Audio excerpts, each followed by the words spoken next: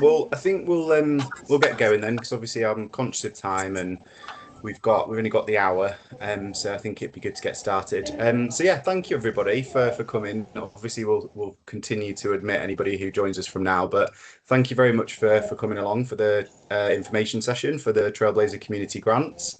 I'm sure lots of you have worked with us before at Better Connect and maybe have even delivered on a community grant in the past. So there'll be lots of you who are familiar with the process. But obviously for those of you who haven't, today's purpose really is to kind of walk you through the process, what's available, how to apply, and kind of give some information and tips really about the accessing the grants. So if I could just ask everybody to put themselves on mute, that would be really helpful, just so we don't pick up any background noise. We do have sort of specified time at the end of the session for questions from the floor, and we will also try to answer any questions that come through the chat during the session. So feel free to pop any questions you have as we're going in the chat, and we'll try to answer them as we're going along, and anything we don't kind of get a chance to answer, we'll cover at the end. So hopefully that sounds all good. Right, next slide, please, Joe. So yeah, just to kind of tell what we're covering during the session. So really quick introduction into Better Connect for those of you that might not be familiar with who we are as an organisation. A little bit of background on Trailblazer and the community grants programme specifically. We will obviously cover grant eligibility. So you know, what kind of who can apply, and what kind of things you need to have in place in order to be eligible to apply. We will be covering the programme outputs and outcomes, and an overview of the monitoring requirements. And obviously then we will provide guidance on how to apply as well. And like I said, we'll have a question and answer session at the end. Next slide, please, Joe. So what do we do at Better Connect? So we've been going for quite a long time now, almost 20 years. And during that time, our sort of main purpose, I would say, has been to connect funders, businesses, and VCSE organisations.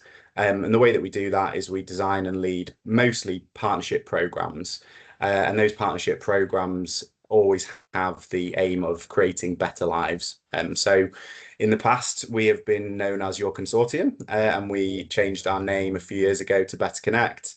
And the purpose of that name change really was to try and kind of better describe what we do, which we think is kind of connect those different organisations together and create better opportunities for people. And our mission really is to create a Yorkshire where every person is empowered to thrive in life and work. So historically, we've worked across Yorkshire. We do have a particularly strong footprint in York and North Yorkshire, but we do cover West Yorkshire, East Riding as well. So yeah, I'm getting quite a lot of background noise there. I don't know if anyone, there we go, thank you. So yeah, so that's who we are and that's our mission. We've been doing it for almost 20 years. We've secured and invested over 35 million into the VCSE sector over that time, and that's been across a large number of programs, over 38 programs across that patch, and partnered with hundreds of delivery partners. Lots of yourselves have obviously worked with us in the past, and we're always keen to work with new organisations. And we've done a bit of work recently on our social value as well, and we've recently had a calculation for last year which demonstrated that we have, through our programmes and our partnerships, delivered over £4 for every £1 of investment through our projects. So we're really proud of that achievement and that kind of social value that we've had as well. So that's a little bit about us. We're based in Knaresborough.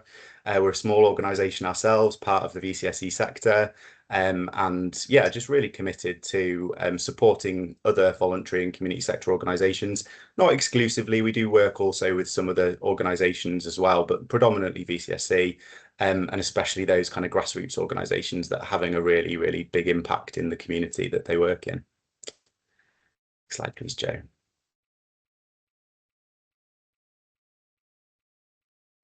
So a little bit of background about Trailblazer. Again, I'm sure some of you are very familiar with Trailblazer, but effectively it was a government programme which came via the DWP, and it's part of the Get Britain Working policy. It came in last year, was the first year of Trailblazer, and I believe there were 8 Trailblazer sort of geographic locations across the country that that basically were awarded Trailblazer funding. And the purpose of that really was to sort of provide additional support to areas that needed it in order to build a thriving and inclusive labour market. So it's all about supporting people who are economically inactive. It's all about supporting people back into work and improving people's economic kind of aspirations, and really to kind of just generally improve the spread of opportunity across the nation. So the York and North Yorkshire Combined Authority are the sort of lead partner for the whole of Trailblazer across York and North Yorkshire, and they hold the kind of big pot of money. And then they award that money out in different programs. So the Community Grants Programme is one of those programs that they've identified as being part of the Trailblazer programme. And actually the Trailblazer element is actually channeled through North Yorkshire Council. So some of the Trailblazer funding that the Combined Authority hold is channeled via North Yorkshire Council, and Community Grants is one of those projects. So as kind of, we are sort of the lead accountable body for Trailblazer Community Grants. We report into North Yorkshire Council, and then they report back to the Combined Authority. So yeah, so that's a little bit about Trailblazer, and there's lots of other Trailblazer funded provision happening across the region as well. So this is one of the projects that's going ahead. Next slide, please, Joe. Yeah, thank you, Alex. That's it. Yes, thank you very much, Alex. So yeah, just to give a bit more detail on what's available through this programme. So in terms of the grants, there are 2 tiers, if you like, of grant size available. There are grants, so all of the grants between £10,000 and £100,000. The smaller grants are from £10,000 up to £25,000. And we have in total approximately 300 grand allocated for those small grants. So obviously there can be anywhere from 10 to 25,000. And as you can see, based on 300,000, we should be able to offer quite a lot of those. And then equally, we have the larger grants. So the larger grants anywhere from £25,001 up to 100,000 for obviously those on the real higher end of that. And the allocation for that in total is approximately 600,000. So again, quite a few of those that we hope to be able to offer. And obviously you can choose based on what you want to deliver, how large you would see your grant as being, based on what you're going to deliver, how many you might work with. We will then look at that and kind of decide really on what grants we're able to award. And we wanted to also explain a bit around who we are aiming to support through community grants. So the programme is exclusively for economically inactive individuals. So that is anyone who is not in work or seeking work currently. And there's a specific focus as well on target sort of cohorts within that. So this is sort of a theme we see across all the Trailblazer funding, and community grants is no exception, where the local authority quite rightly want us to focus on some of these groups who are sort of the furthest from work, society, skills and employment, and kind of focus on those most underrepresented groups really to give them these opportunities. So these are some of the groups, and each project we would like to include some of these groups. Often we do see grants where it's more than one of these groups. We know that many of you will be working across diverse different groups, as you already do.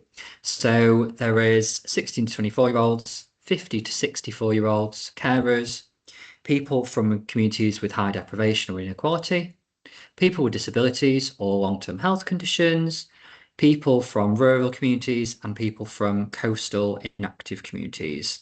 And then migrants and refugees, neurodivergent community, and veterans. So they're the kind of specific target focus groups. Obviously, we know there are many other groups needing support, but these are the ones which we would expect to see at least some of these in your application based on what we're kind of targeted really to work with. And then on the grant eligibility, these are some of the mandatory requirements for organisations to apply. So you must be, as an organisation, either part of the voluntary community and social enterprise sector, VCSE, or you could be a parish or a town council. I don't think we've had any in the last round that were parishes or town councils, but obviously they are eligible as well. So who knows, there might be some on the call today. You should need to have an independent bank account. So that must be the name of your organisation. That ensures we can make the grant payments to you and is just obviously necessary for kind of financial assurance as well. And you must have insurance in place. So we ask to see that you have employer's liability, public liability, and professional indemnity. I believe there are some organisations where the activities you do, professional indemnity doesn't apply. So if that's the case, if you get in touch with us, we can just make sure that you are eligible. But generally, organisations will have, you know, those insurances. So yeah. Another key one is the location. So organisations must either be based in York or North Yorkshire or delivering services to residents of York or North Yorkshire. And I think the second part of that is really key. And actually, I believe it's essential that everyone on the programme, the participants, must have a postcode of York and North Yorkshire. Certainly that is the case for all previous funding we've done under Trailblazer and other funding actually, is that we can't, for example, work with people who live in Lancashire or other counties. So it's just sort of checking postcodes for those that you're delivering to. And you should also exist as an organisation to support your local community and improve the lives of those that live within them. You must also have a constitutional governing document. So a lot of things really we expect to see generally in organisations that we work with, but we feel these are good, important requirements to have to just ensure there's quality in the organisations we work with are those that serve those communities most needing them. And so it's just some due diligence items really to make sure we're working with the right organisations. If there's any questions or challenges with any of those, just kind of reach out to us and we're happy to discuss that. I think we should have some background noise again there. So if anyone can please just mute, I think that's just getting quieter now, so don't worry. Preferred criteria. So there are just some additional preferred criteria which we would expect to see from most grants and organisations, though we would say that these are more kind of preferred than absolutely hard and fast, but yeah, what we would expect to see really in general for most organisations. So during the last year, we would expect organisational turnover of £1 million or less. We would also expect that your organisation would have 20 or less full-time staff or an equivalent full-time equivalent. So we would say that's the general size of organisation we're looking to work with. And again, obviously there is some flex with this, but that's what we're generally looking at. We would also expect that staffing levels and turnover are, you know, relative to your grant size. So if, for example, you're a really small organisation, we'd probably be expecting you to go for smaller grant tier. And if you were one of the larger ones, we might expect you to be generally going for a larger grant, but obviously there is, again, flexibility within that. And just some points to note there as well. So this is quite key, particularly for organisations that have worked with us before, but this does all really apply to everyone. So the community grants project that you apply for and that you deliver must be different and totally separate to anything else that you're currently delivering. So we can't fund existing activities that are already happening. This programme really is about trying new things and doing some piloting of exciting new projects and coming up with an idea, you know, what's a problem in your community or you know, area that you want to solve that doesn't exist already. What's that great idea you've had for ages but you've not had the funding for? It's that kind of thing. And any provision that you're currently doing under Better Connect programme. So we know obviously some here today on the call are currently partners for Better Connect, and we would ask that you don't apply to do anything that you're already doing with us. So it's really about doing something brand new.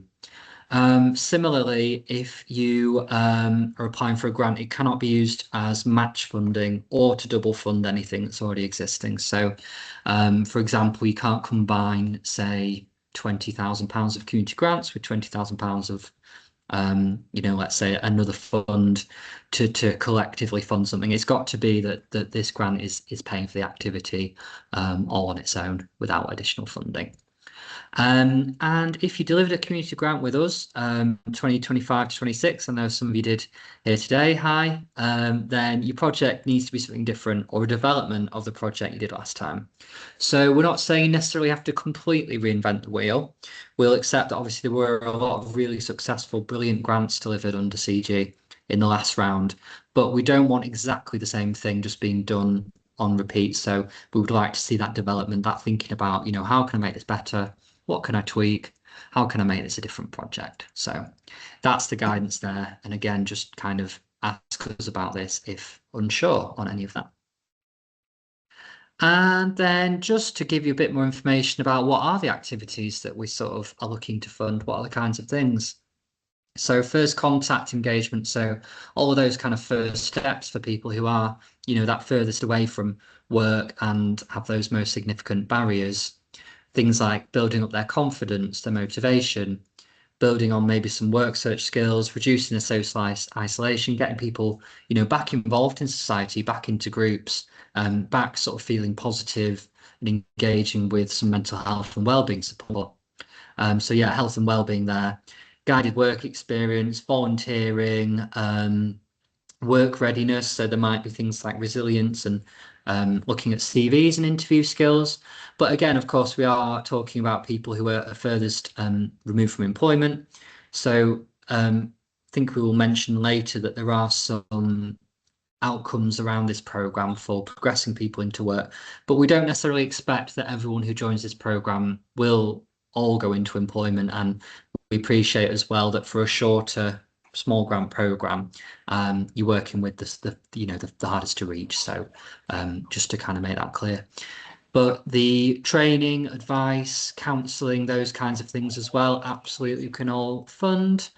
Skills development, refreshing skills, numeracy, literacy, digital, all of that upskilling stuff, really valuable. And we've seen a lot of successful examples of those on community grants. And then the creative things as well.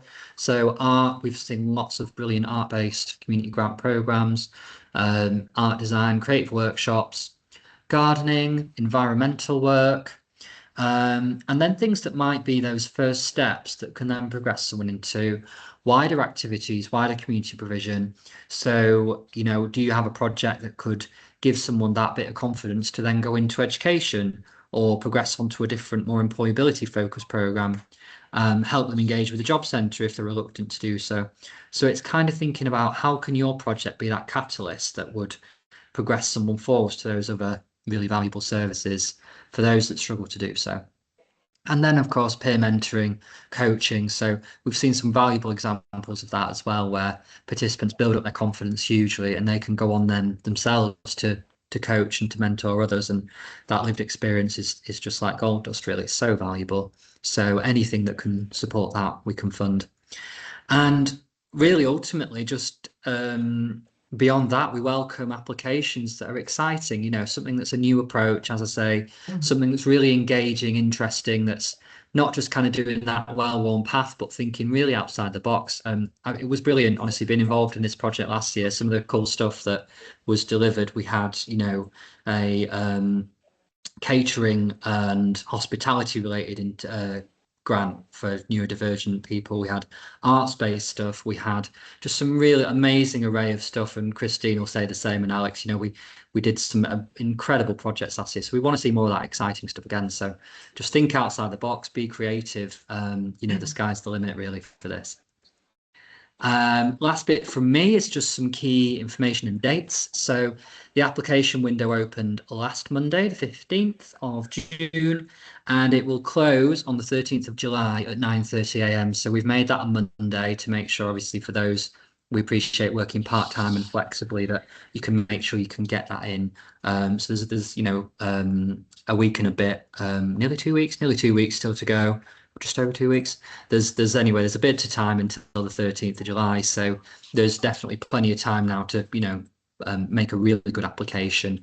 Take your time on it, do think it all through, and make sure it all kind of follow the guidance and make sure it all makes sense, and just get that to us by that date. The deadline for the project itself is the 31st of March 2027. So that is a hard close on the actual funding. So all projects have to be finished and all costs defrayed. That means all money out of the bank by the absolute latest of the 31st of March. But whilst we say that, we actually ask that the programme administration really needs to be wrapped up earlier than that. So for those that did it last year, you'll know this is how we did it, was to allow our team the time to process everything. We usually say mid-March, have kind of all the admin done. You might work with people slightly after that, but just making sure that we get the admin in early. So, but yeah, the 31st being the obviously hard deadline. The delivery we expect to start from August. So being that obviously we'll be marking grants from as soon as they come into, July, and then trying to aim to have things launched in August and delivery starting then. So the sooner you can start, the better. For those who can start in August, great. We know it's school holidays, so some of you it might be September and a bit of a stagger, but August it can be as soon as that. And then, as I say, that gives us through to the end of March next year. So that's 8 months in total, which, it sounds like a fair bit of time, but actually we know how fast that goes. So really with that in mind, I think being super efficient, thinking about getting your project up and running and implemented is going to be absolutely key to making sure this is successful. So just be aware of that. Really, it's about getting really quickly mobilized, having a plan, and just working with us to make it a big success. And with that in mind, there is the potential, we've been told, for an extension of this. So we have obviously now got the guarantee of it up until the end of March. And there is the potential there for this overall CG programme to be extended by another further 2 years. So that would look like a 1-year extension initially, and then another possible 1-year extension on top of that. So say if we got both of those, we would be looking at a 2027 to 28 programme and then a 28 to 29 as 2 separate extensions.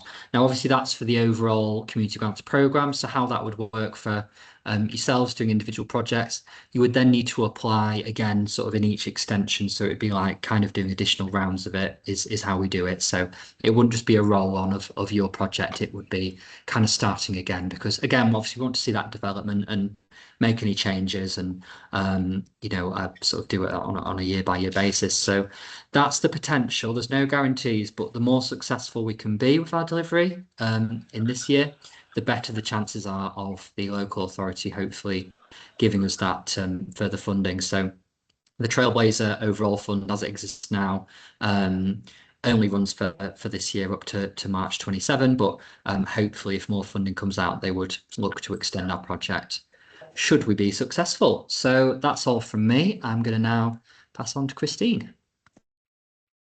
Thank you very much, Joe. And it's good to see some familiar faces on here. I'm Christine, and like Joe, one of the relationship managers.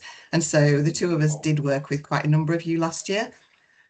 Joe's given you the real key factors that will probably inform your decision to apply for a grant or not. But I think some of the other matters that are also important are how we manage and monitor the financial side of things and the administration as well. So there's lots of information in these sections in finance and administration, but what I've got here is very much an overview to give you a really good taste of how things will work for you. So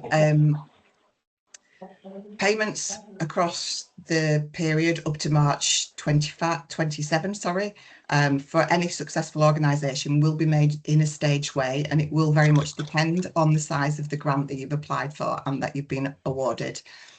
Evidence will definitely be required, and the key requirements, though it may not be limited to these, are defrayal evidence and bank statements. Payroll information, which is linked to the staff who are delivering the programme or the provision, and this includes salary information, employer's national insurance number, insurance, and employer pension contributions. Would also require invoices and receipts that support the programme, and a rationale of costs where the funder dictates that this is required. So again, from time to time, we will be asked for different things, and if we're audited, we may be asked for something more in detail. So that's what that point relates to. The other evidence is stuff that we'd want to see from you as we request it. So thank you. Next screen, Joe, please. So as I said, the payments over the grant period will be staged, and they're split into 3 categories. So up to 30,000, the payment for the full grant will be made over 3 payments. Between £30,001 and £60,000, it will be over 4 payments. And for £60,001 to £100,000, that will be for 5 payments. So each organisation will receive an upfront payment equivalent to a proportional amount of the total grant. And each stage payment will depend upon achievement of both spend evidence and participant sign up to your provision based on the forecasting that you will submit if you are successful. And then the final payment will be requiring also completion of all the participants as well as evidence of all the spend. So, for example, what does that look like? Let's look at the smallest grant, which is £10,000 to £30,000. So if you're successful and a grant has been approved, then your initial payment will be 40% of the total grant that's been approved, and that will be paid to you upfront. The next stage will be an interim payment, which is 30% of the grant, and that will be released once 50% of the total participants you've agreed to work with have been signed up and engaged on the programme or the provision, and that you spend is evidence for approximately 50% of the grant as well. And then ending with the final payment of 30% when all the participants have been completed. So we've received all the administrative paperwork back for that. And indeed, we've got all the financial claims evidence 100% of the grant spend. So as you go up on the grant sizes, we've increased the number of payments in there, and the breakdown is available. You can see that there, but this is also the full breakdown is included on our website in the application guidance document. So if you didn't catch everything here, or you really like to read and digest things, please take a look at that guidance and you'll see the breakdown on there. Next slide, please, Joe. So all that evidence and payments and the gathering of evidence is done by our amazing finance and audit team. They'll support you through the claim process, but it's really important that you know what's required before applying, which is why we've gone through some of those previous slides about evidencing and payments. Finance and audit team will provide detailed guidance and financial training session once grants have been awarded to everybody who's been successful. But the team want to make sure that you are aware that they'll make the process as simple as possible and as slick as possible, and that they're always on hand to help and guide, particularly in the early stages, and particularly for anybody who's new that may be struggling with things. They're always willing to do sort of one-to-one support and training. And they're there for advice for you. So we absolutely encourage you to reach out to anybody in that team if you're struggling with the financial side of things. Next slide, please, Joe. So participant monitoring, the administration of who's signing up, how we check that for eligibility, etc. So participant paperwork is monitored and checked through the programmes team, which Joe and I are part of. So there's a sign-up process and a completion process, which makes sure that we see the start and the end of the journey. And we do that through jot forms, because that is, you know, a secure site to share that personal information, and it's used for reporting and evaluation purposes as well. So everything that's in there, we will extract the information that allows us to look at the eligibility groups that we want people to work with that Joe mentioned earlier. So we'll be looking at your 16 to 24s, those with long-term sick, and we're able to extract those numbers and see across the partnership that we're on track for everything that we expect to deliver to North Yorkshire Council as part of the funding. The funded requirements are also that we, from a DWP, mandated questions are in the programme, and the administrative paperwork covers all of those things, so you don't have to worry about that type of thing. Everything's stepped out in question format, that if you're ticking the right boxes, you will automatically be checking eligibility, you'll be answering the mandated questions, and it is a very simple and straightforward process. And I hope those people that are on the call that were on community grants with us last year would affirm to that. We certainly allow people to do some test forms. If you're successful, we'll release a link that allows you to access where this is, and you can have a play around with it, which allows you time before you start signing people up to really experience what it looks like, go through the questions, and come back to us and ask any questions if you need to. And there's comprehensive guidance for completing participant journey paperwork will be provided to you if you're successful in securing a grant.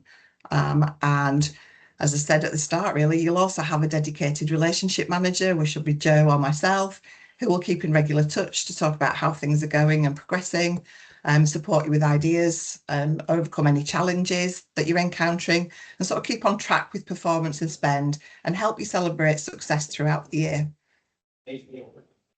Next slide, please, Joe. Also in our programmes team, Alex is part of the team, and we have currently 2 coordinators. So we're responsible for really doing all that job forms checking. You may hear from us from time to time if we see something on those forms that doesn't quite look right. So we do have a very close contact and relationship during the period, and particularly in the early days where there might be a few more mistakes or a few more questions. But as I said, we will provide you with training, and once we know who's successful, we'll also send all the links to the paperwork and administrative process of job forms as well. So next slide. Can everyone just mute their microphones, please, because we're picking up a bit of background noise. Thank you, Alex. So yeah, who else is involved? So we've talked about the finance team, we've talked about the programmes team, and a really important part as well of the whole journey and the whole programme is capturing your project impact. And that's done by our amazing impact team, Hannah and Laura. They're always keen to be invited to capture what you may be sometimes feeling like on your everyday job, or absolutely get in touch with them at any time. Don't think twice about it. They've got incredibly valuable and often life-changing information and stories that we've told in the past about how people have been supported on these programmes. And not only is that a fun thing to capture, it's also really poignant, and it also means that we can continue to share the success of everything that you do out in sort of wider world and make something public in that way. And it doesn't matter how big or small that story is, absolutely reach out to Hannah and Laura. They'll do things like case studies where they maybe interview some of the participants or groups of participants. They may do filming along with that and/or photography. We'll look for quotes from the participants and from yourselves from a delivery perspective. And they'll use those to continually push out blogs and stories and highlight the project as we go along through there. So yeah, definitely could include those written case studies, or videography storytelling is quite a big one as well. And we'll often use that. If any of you have been to any of our sort of launch event or other activities that go on, we use those all of the time, but we like to keep them fresh. So it's really important, if you've got quotes from participants, then please do send them to Hannah or Laura, or in fact Joe or myself, if you're in touch with us regularly anyway, whichever route you come through, that's perfectly fine. What we'd say is don't save them up, just ping an email when something comes to your mind. So it could be something that stopped you in your tracks and took your breath away, and some simple thank you that you've received that really touched your heart. Just engage directly with Hannah and Laura, or myself and Joe at any point. And what Hannah and Laura really wanted me to say as well is that from an approach perspective, everything's done from a safe space perspective and a duty of care, and very much in collaboration with you and the participants. they won't direct things that somebody's not comfortable with. It will very much be exploring first how you want things to work, how that story can be told, and what circumstances you would like that to take place. So it's nothing scary. It's not like a film crew coming in and saying, right, you over there and directing everything. It's very much, how do you want that to work? And then there's a slight bit of direction from Hannah and Laura if they feel they need it, but they're just really good at capturing natural information, natural shots, and really getting people to just show the best of themselves. So if I could have the next slide, please. So just want to summarise what to expect from us. So overall, and it's not just the finance and the administration, it's the whole process. So definitely fair application processing, aiming to complete scoring, awarding and contracting as quickly as possible. So Joe's given you some deadlines and we will work to meet those deadlines. Open and transparent scoring process, and for people who maybe are not successful, we can definitely provide feedback, but even people that are, we're always open to provide that feedback if it's something that you want, because that can shape and inform future bids that you might put in for, whether that's with us or any other organisation. We have a robust monitoring and data collection process to ensure that we're meeting the funders' requirements and data protection guidance and legislations as well. As I said, you'll be assigned a key contact with Better Connect who'll support you through the project lifecycle, and that will be likely myself or Joe as the relationship managers. And you will submit monitoring to us and we will ensure that they are compliant with funders' guidelines. So that was the jot forms piece that I'm talking about. It's that two-way access of information. We can double check things. We take that pain away from you having to worry about it. But if you follow the guidance that comes with that, you pretty much can't go wrong. Every now and then something does happen or something's not clear with one of the questions, and we're here to help you answer that question and make sure that we find a way of making that paperwork and that participant eligible if at all possible. Sometimes that doesn't always happen and we have to say unfortunately they're not, but there's often a few things that we can ask questions about and go, oh, if you've got this, or if they're able to tick this box, then we should be okay. So that's what we're there to help you with. We will engage directly with the funders and report back to them. As I said, the administrative paperwork that we gather helps us to collate those numbers on a regular basis and show how the programme as a whole is progressing across the partnership. And we do all of that communication with the funders to make sure that they're comfortable and they know what's happening at any given point. And impact monitoring and evaluation, again, throughout the project. Our finance head of finance and audit, Julie Garrity, is really good and really interested in getting into that finite detail and the nitty gritty, which she gets from all the administrative paperwork. And she's able to look at those patterns and works with Hannah and Laura from the impact team to look at that from both an evaluation point of view and from an impact point of view. Next slide, please, Joe.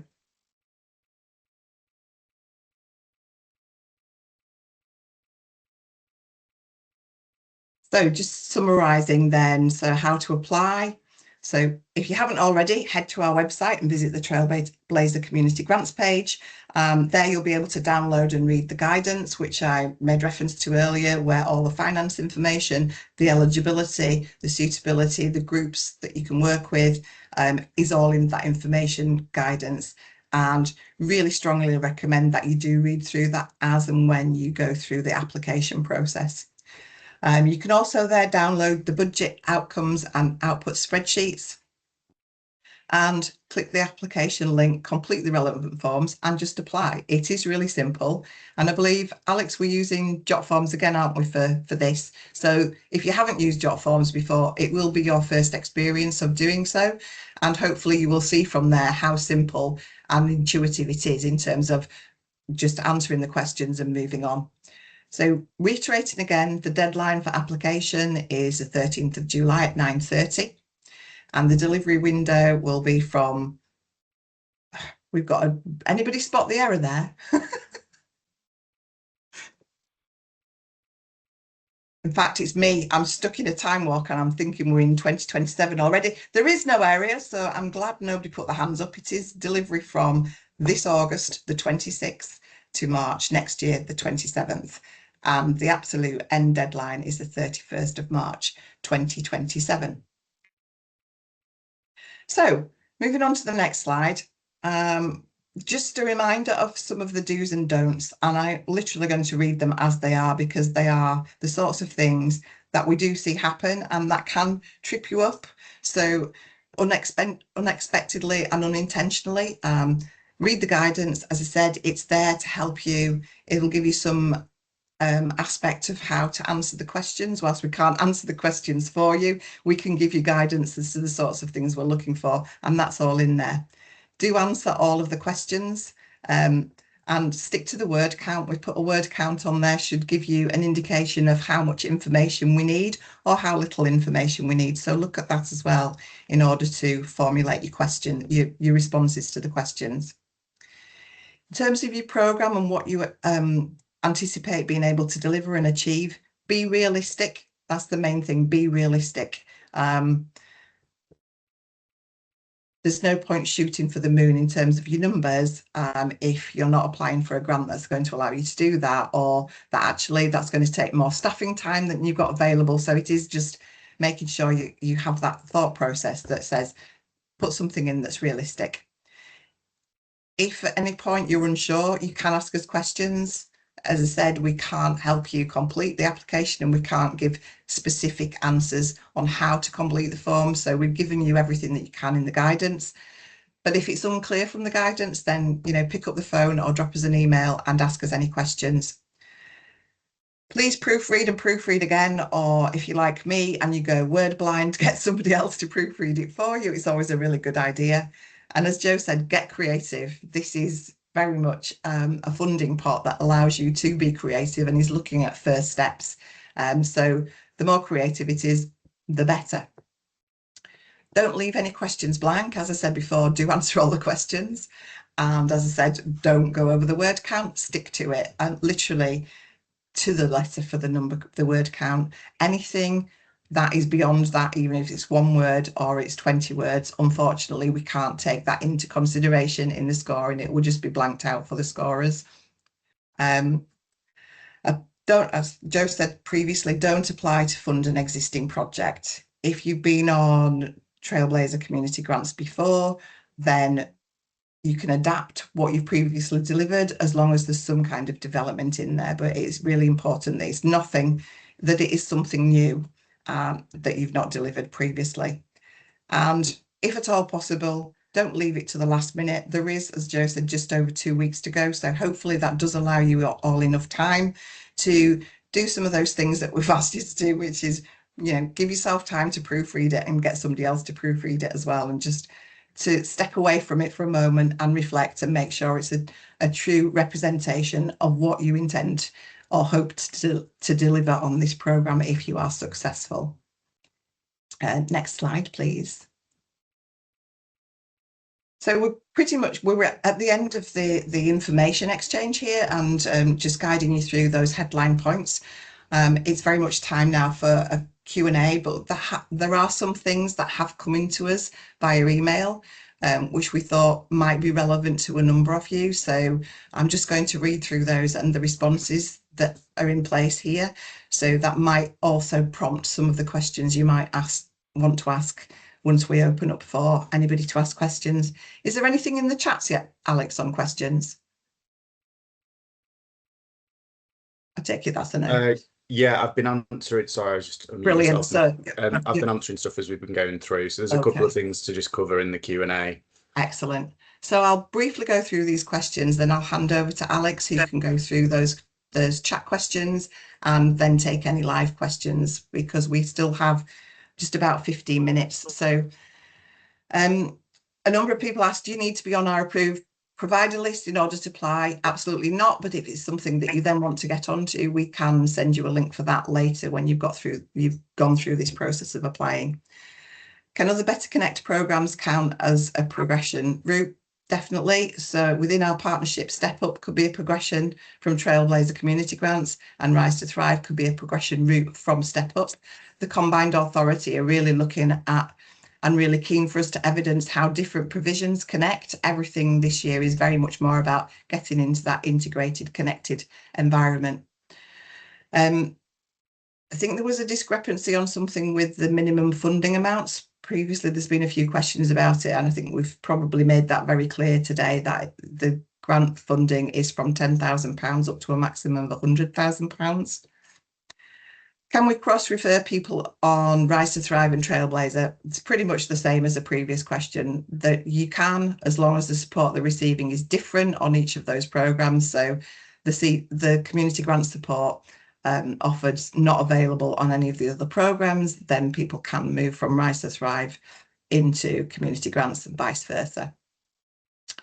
What is the definition and eligibility criteria of long-term sick is an often asked question. So the DWP have used the ONS definition, which relates to health conditions or illnesses lasting or expecting to last for 12 months or more. And there's probably a number of you that are aware of that, but that's the definition that we will use in order to check eligibility as well. And finally, a couple of people who've used Jot Forms before and experienced not having a save function on there have asked the question, is there a save function? Which there definitely is. So that means that you can start the application, save as far as you are, and come back to it at a later point. And you can do that as many times as you need to until you get to the end. Alex, I'll hand over to you. Thank you. Thanks, guys. That's great. Joe, do we have any other slides? I'm just thinking because it'd be good to close the presentation if we can. I don't know if there's anything else we need to show for. I think that's it, Alex. Just connect with us. Obviously, there's our details. We can, but we can share those around after anyway. Yeah, so I think that's it. Cool. Yep. Thanks. Yeah, if you don't mind closing it down, sure. Just nice to see people. So yeah, so I've been, obviously lots of questions have come through the chat. I've been answering them as we've been going. So hopefully people have been looking at that. And what we'll do is we'll do a follow-up FAQ document, which could and obviously answers to any other questions which we haven't been able to answer. So there's been a couple of questions that have come through that I just don't know the answer to without kind of either going back to the funder guidance and looking at that in a bit more detail or actually getting in touch and asking them questions. So we'll do a follow-up FAQ. A couple of questions that have come through that I thought would be easier to just cover now. First one is around the finances. So the question is there an allocation for full cost recovery? And does that need evidencing, or can it be a simple 15% offset? And then the other question, which is kind of linked, so I'll answer them together, is if we were to apply as part of a consortium, partner payments would be by invoice. Can you confirm that this would fit your finance model? E.g., the lead would provide an invoice, not payroll for delivery subcontractors, with just the lead organisation providing payroll data. So the way that we're doing the finance process on this is, obviously we've covered in the slides that there is a requirement to provide payroll evidence and evidence of all of your spend, which is absolutely the case. But the way that you will draw down your payments on this project will be via invoice. So for your initial payment, whether it's 40%, 25% or 20%, the way you get that is by submitting us an invoice, and that's the way that you get all of your payments. We will not be asking you to provide that evidence up front. So what we will be saying in your service level agreement for your grant, if you're successful, is that you need to maintain full and accurate records of all of your grant expenditure. We will not ask you to provide that to us up front, but in the event of an external project audit, if any of the costs on this project were kind of chosen as part of an audit, we would come to you and say, part of your grant has been selected at audit. We need to work with you to ensure what evidence we provide as part of that audit to justify that funding. So that's how we've done it last year on Trailblazer community grants, and it worked really well because it means you guys get the money quicker by doing an invoice, but the crucial thing for audit is that you are maintaining full and accurate financial records. So that comes on to the question around full cost recovery. No, it doesn't have a full cost recovery element built into it. It is based on actual cost. So if we were to be audited, we would have to provide actual evidence of cost rather than just saying 15% has gone towards full cost recovery. So yeah, hopefully that answers both of those questions, because yeah, it is an invoice-based process, but there will be a requirement to provide actual evidence in the event of an audit. I can just see that there's more stuff coming through the chat, but I can't. The computer is just not really working very well. There we go. Investors. Okay, can we apply for salaries for new roles? How would this work after the deadline? As this would be, can we apply for salaries for new roles? How would this work after the deadline? As this would be ongoing. I'm not sure I fully understand that. Is that a question around recruitment, Nicola? Are you saying you'd need to recruit in order to deliver it?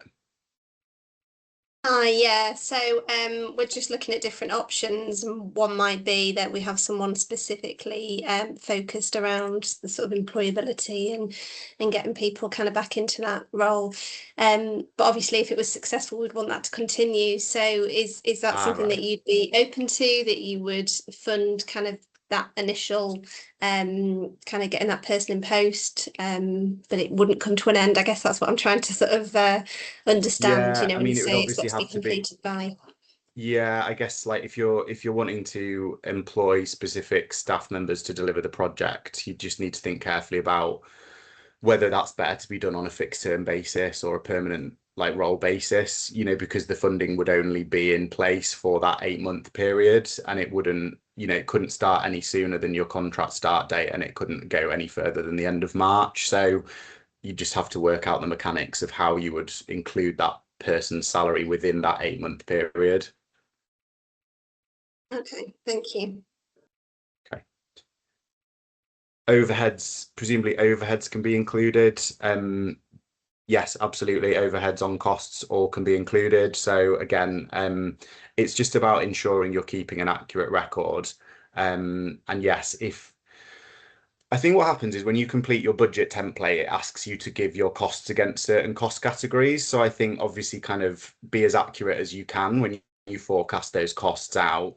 Obviously, later down the line, if we're to be audited at any point and we come to you and say part of your grant has been audited, we would have a kind of two-way process where we'd say, okay, what evidence do we need to provide in order to evidence that portion of your funding? So I think there'll be a little bit of flexibility probably at that stage around, well, okay, do we use the staff salaries as the evidence because that's the portion that they're auditing? But yeah, it could be that there's a situation where we have to provide some overhead evidence, and if we did that, it would just be a case of, the invoice. We'd probably take an apportioned value from the invoice, and obviously then a defrayal, so a bank statement that shows that invoice was paid. So that's how it would work in theory. But we weren't audited last year on Trailblazer community grants, so they didn't audit any of the finance as far as I'm aware. We were audited, however, on one of our other Trailblazer projects. So I think whether or not we get audited and the level to which we get audited remains to be seen. So I think we have to be very cautious and make sure we do have full and accurate records of the spend. But hopefully we won't have to provide too much evidence at audit, and the invoicing process will kind of make it all run smoothly.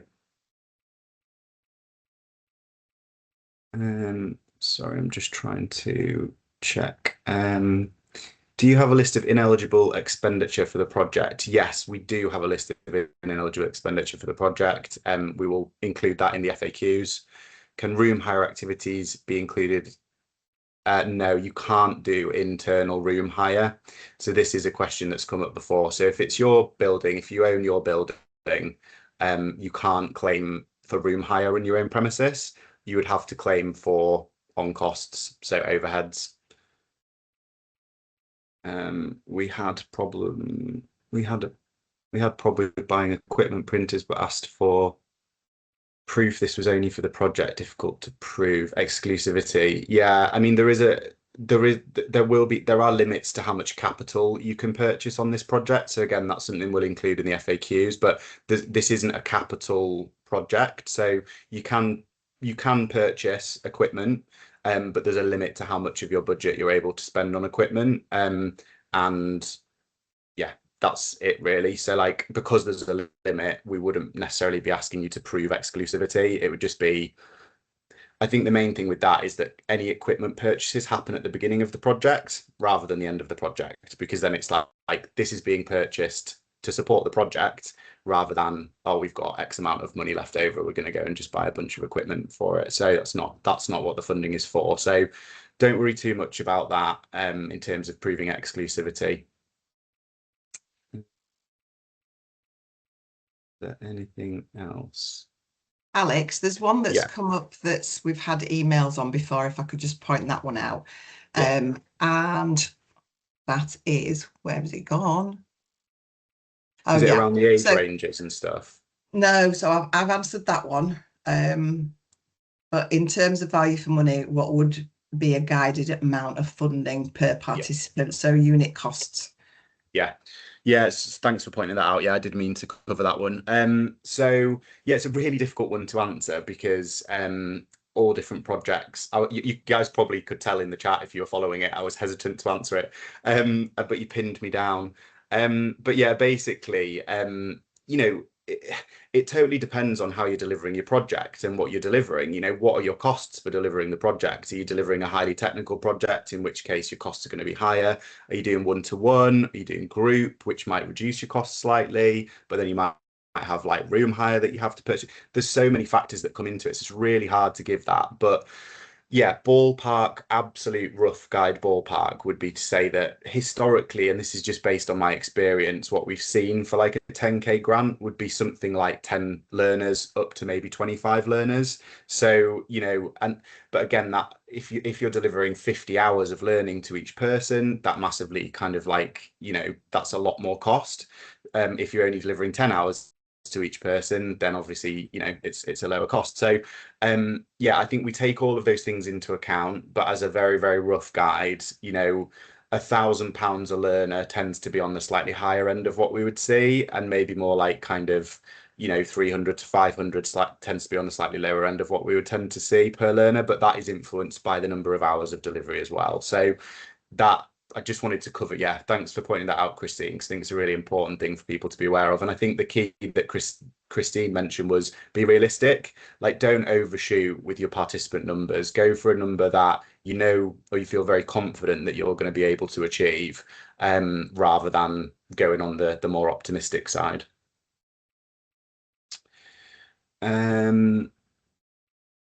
Can you clarify this? We can also work with 65 plus as long as they meet the criteria. Yeah, So I just replied to that. That is eligible, isn't it? Is 65 plus, as long as they meet another criteria. Yeah, there's no upper age limit. However, obviously there is that, you know, there is that purpose of the funding is around supporting employment, supporting employability. So there does have to be that sort of genuine desire for this person to be moving towards the labour market. So it's just something to take into consideration with older people. So yeah, have I missed anything? My questions are loading really slowly. I'm conscious of time. Has anyone else from the floor got any questions? I can see somebody's got their hand up. Helen, have you got your hand up? We'll just do really quick ones because I'm conscious of people's time. Yeah. Sure. So basically, I work in a very local way in Whitby, Scarborough, and Filey, but I'm part of a national organisation where the turnover is more than £1 million. Locally, I don't have that project funding at all, anywhere close to it. But I just wondered if I make that case about being a local team of 2 people in it. Yeah, definitely. Like, it's preferred criteria only Yeah. for that kind of, that's not an eligibility threshold. Okay. So yeah, absolutely. Just I wanted to think, double you know, check. yeah. Thank you. Sue?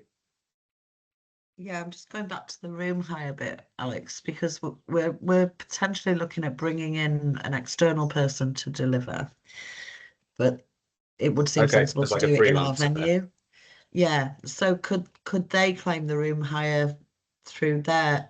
Because it literally will mean taking out a day where we could be earning money off it, where we won't be, so we'd lose. Yeah, absolutely. We might need to have a separate conversation about that, because it would come down, I suppose, to the mechanics of like how it's actually being evidenced. So because if the applicant organisation is your organisation, it would just be, how does that work from a financial evidence perspective? So maybe we just have a separate conversation about that, because we've got to make sure that the evidence that ultimately we're providing is going to be compliant with the funders. And if it's chain lane, ultimately invoicing chain lane, that's something that's definitely not allowable. So we'd be better invoicing the freelancer who would then put it on her claim, would that? Yeah. All right, we'll have a chat about it. We'll have a chat about that, I think, outside, yeah. But we'll definitely include all of these responses in an FAQs document to everybody. So you'll get all of the responses that we've already given to questions, and everything obviously that's not been answered, we'll clarify. And yeah, I think that hopefully I've not missed anything. That's everything. So yeah, just to say, I suppose just to wrap it up, just say a massive thank you to everybody for coming along. Obviously, yes, check the website, check the guidance. Please do read the guidance really carefully, like Christine said, because there are some little nuggets in there that I think will be helpful. And if you've got any questions at any stage, get in touch with us and let us know. And yeah, we'll look forward to receiving applications from you. And obviously, once the application deadline has passed, we'll kind of publish the next steps after that in terms of all of the timescales for notification and everything. So yeah, wonderful to see you all, and thank you for your time today. We appreciate it. I hope everyone keeps nice and cool for the rest of the afternoon.